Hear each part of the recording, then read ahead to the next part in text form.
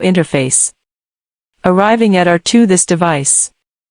Then R2 has to come out from the local loopback port. Find 2.2.2.2. But we often still count in the direction we usually remember. So now there are two interfaces to reach the other party's address. For now. First of all, we must modify its value. We also said to directly change the cost. Just like today we change EIGRP bandwidth and delay. Let's look at the interface bandwidth and delay. Now I want to change the cost of the interface. Let's see what its cost value is. First we are here at R1. Show IP OSPF interface brief. This is for R1. The cost value of the 00 interface of R1 is 10. Next look at R2. Show IP OSPF interface brief. The lookback 0 interface of R2 is 1. 1 is 1. 1 is 10. So here is 11. It is the sum of them. Now we want to change its sum to 20. We have two modifications. Now on the left this is 10. Right, this is 1. Then if we only change 1. Or change it to 9. Or change it to 19. We use these two modifications. Then please. Which do you think is easier to change? Okay. It must be more convenient to change the loop back to the port. I will give you an example. If now for the entire route, you have modified the physical interface, then it creates a problem. For example, if there are some other network segments behind R2, assuming it is connected to other loopback ports, there is also 3.3.3.3. So if you modify its routing, modify its cost value. That means, if there are other network segments connected in the future, as long as the final route passes through this interface, all will be affected by its cost. That for the network. We often have a principle. In the case of fulfilling your needs, try not to affect more devices in the network. And some more routing. That is, the impact on the network is minimized. If you are now modifying 2.2, it is 10. R2 now changes itself to 10 as well. Then it will only affect this one route. Then when connecting other devices here in the future, this interface is still 10. It guarantees a unified interface with other devices globally. So we usually modify when we will modify the loopback port. In fact, you will know later in the future. In fact, the cost we are talking about, not as easy to modify as you think. Especially the larger the network interface. We often don't change the cost for it. Generally speaking, we don't modify it like this. If it affects routing. In more cases, we will make targeted modifications. In general, the cost should not be modified easily, because it affects more things. It's not like this topology diagram, just two devices. Okay. Let's fix it. That is. Now add the two numbers to get 20. The method I choose is to change the loopback 0 to 10. Modify here in R2. First enter the interface. Interface loopback 0.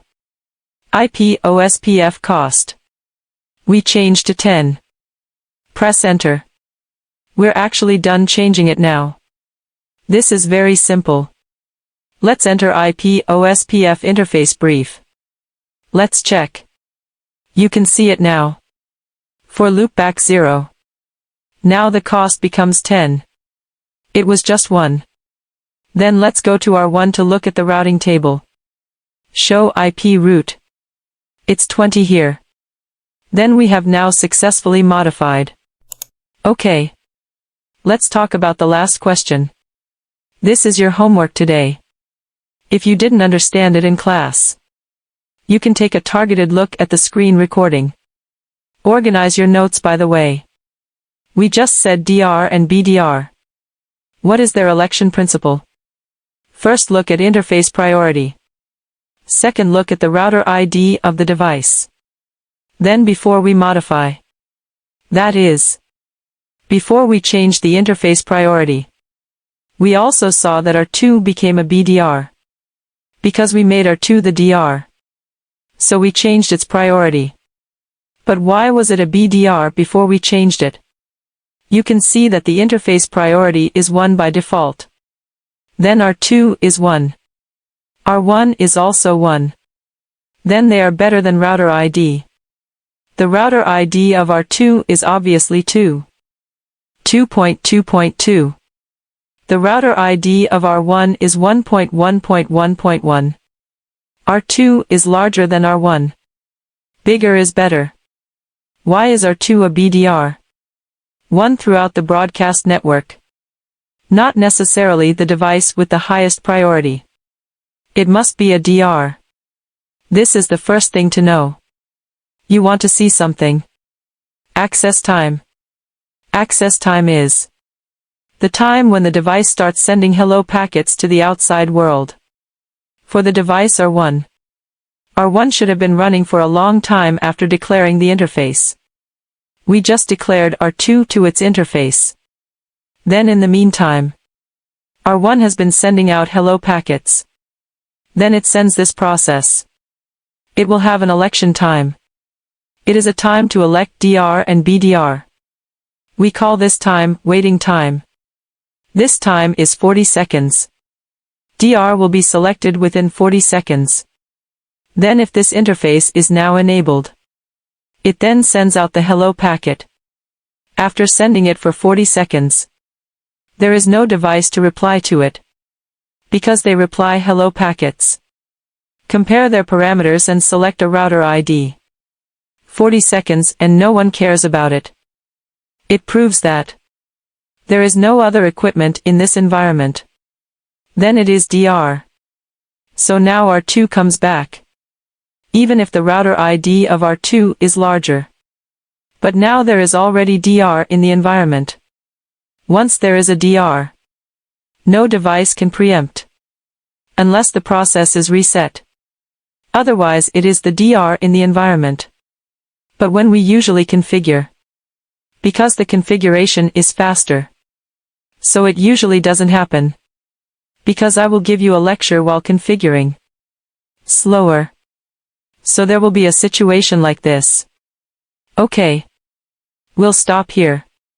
Then we also hope that students can follow us. We are ThinkMo Education. I'm Grolin Annesley from ThinkMo. I hope today's content is helpful to you. See you next class. Bye classmates.